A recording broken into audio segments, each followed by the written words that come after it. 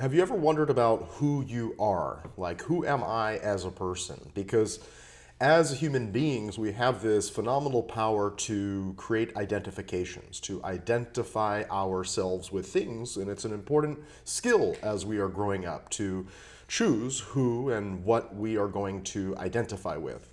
However, there's a big danger in how we identify ourselves as human beings because it can trap us in unresourceful ways of thinking, feeling, and responding. And it can also lead to putting ourselves on the line so that when something goes against something that we identify with, it gets into ourself and we take it personally. So in today's video, I'm not going to share with you who you are or what you are, but I am going to share with you a couple of things that you're not. And if you follow me along on this journey, my hope for you is that your sense of self will be much less on the line, making you stronger, more resilient, and more able to cope with the changing nature of the reality around you and become more empowered to choose what you do identify with as you move out into your future. So if that's something you're interested in and figuring out what you are not so you can get more clear on what you truly are, then you're in the right place and enjoy today's video.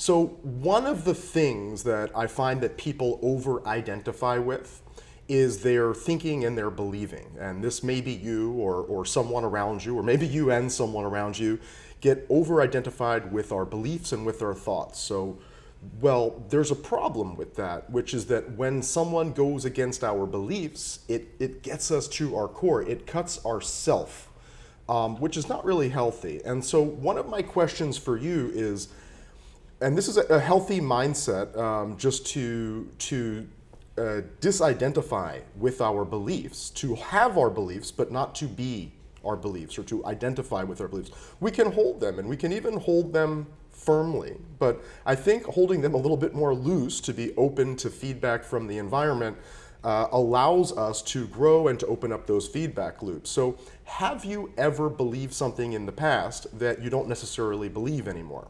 Maybe you believed in Santa Claus growing up, or you believed that a certain kind of style of clothing or a certain haircut was really cool. And I know I have. I used to believe all sorts of stuff that I don't believe anymore. And so one interesting thing is that if you've believed things in the past that you no longer believe now, then clearly you are more than your beliefs. Does that make sense? That your beliefs throughout your life may change. Beliefs may come, beliefs may go. There may be some beliefs that you've held all along. But if your beliefs are capable of coming and going and changing and shifting as you learn and grow, which hopefully they do because, well, children and children's minds, we believe that we think the cartoon character is the best thing in the whole entire world. And well, hopefully as we learn and grow, our beliefs and the things that we value shift and change. And so if your beliefs and values can shift and change, then clearly you are not your beliefs, you are more than your beliefs, you transcend them. So one thing that we are not as people is we are not our beliefs. Another thing that we are not as human beings is we are not our bodies. And a lot of people over-identify with their bodies. And this goes on both sides. So bad and good. Maybe like I have a great body and I go, yeah, I have a great body and that's who I am. I'm someone with a great body. Or you have not a great body and you go, that's who I am. I'm someone with not a great body. Well, regardless on the bright side or the one side or the other side, either way, when we over-identify with our body, well, then when something happens, if we get sick, if we get injured, if something happens that gets to our body, now all of a sudden that has a chance of influencing, of cutting our self, our identity. And if you were, I'm not saying you, but if someone was to get into an accident and lose some of their limbs, they were to lose their legs or something like that, would they still be themselves? No legs. Well, if I lost my legs, I'm sure I would still be me. Would you still be you? And so if you could lose parts of your body but still be you, clearly I am more than my body. And so one of the powerful things we can do is to disidentify with our bodies, because our bodies, well, we're born with a body, and our body potentially gets stronger and more resilient and more able and capable to do certain things, and then there's this decline. And if we over-identify with our body, well, then as it starts to go down, now that cuts me to myself, and that's not a useful or necessary way of thinking or being or believing, because if something could happen to your body, you could lose a limb, and you're still you, then you are more than your body.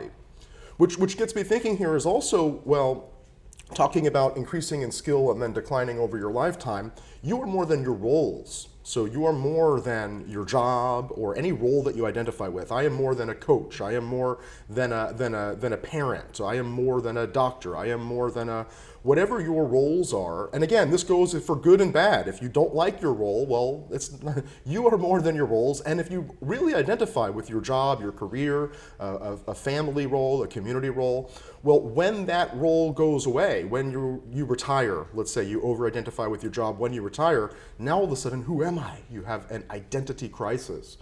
Well, this is why it's really important for us to disidentify with our roles. I am more than the roles. I can hold many roles throughout my life period, and when they come and when they go, I still am, so I am more than my roles in my life that I play. I play roles, but I am more than my roles. So I'm more than my body, I'm more than my roles, I'm more than my thoughts and my belief, I'm more than my behavior. Have you ever done stuff from the past that you would never do anymore?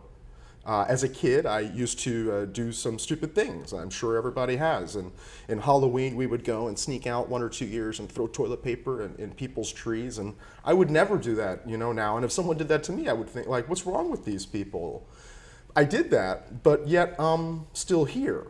So have you ever done something from the past, done something in the past, and that you would never do anymore, but you're still here? Well, then you are more than your behaviors. I'm more than my behaviors, because we can do things. Our behaviors change, our skills change. And again, this goes for good and for bad. You could be really, really good at a skill, and you are still more than that skill. It doesn't make you better than anybody else. It doesn't make you better.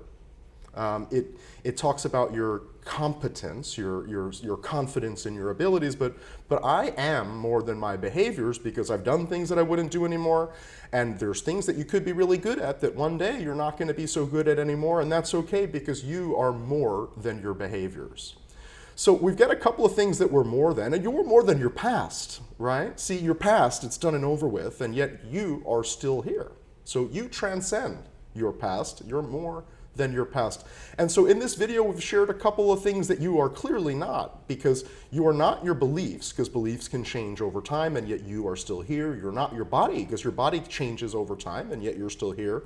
You are not your roles, because your roles can change over time, and yet you're still here. You are not your past, because the past is done and gone, and you're still here. And what this does is this allows us to free ourselves so that myself is not on the line, that I don't have to take it personally. If something happens to my body, if I happen to come across a belief that contradicts mine, I can remain open, because I am not my beliefs. I can hold my beliefs. My beliefs are mine. My body is mine. The roles that I play, I choose to hold on to them as mine, but they are not me. And so what I'm wondering is, what are you taking away from this video? Did you find it valuable? Because the key is to disidentify ourselves from the things that come and go in life. Otherwise, our self is on the line. And when we separate, extract ourselves, transcend ourselves more than those things, all of a sudden our sense of self becomes more secure, it becomes more robust, and we become more able to try new things, to do new things, to experiment without having our self on the line. For those of you who don't know me, my name is Jason Schneider. I work with coaches, leaders, and personal developers to unleash the highest and best of human potential, starting with ourselves using cutting-edge psychological models such as neurolinguistic programming and neurosemantics. And I'm hoping that you pulled some value from this video. Please let me know what you're taking away in the comments section. Feel free to like and to subscribe and to share this with anyone that you think might get value from this video. And I hope that you can continue your journey of growing up into who you are and being clear about who you are not along the way.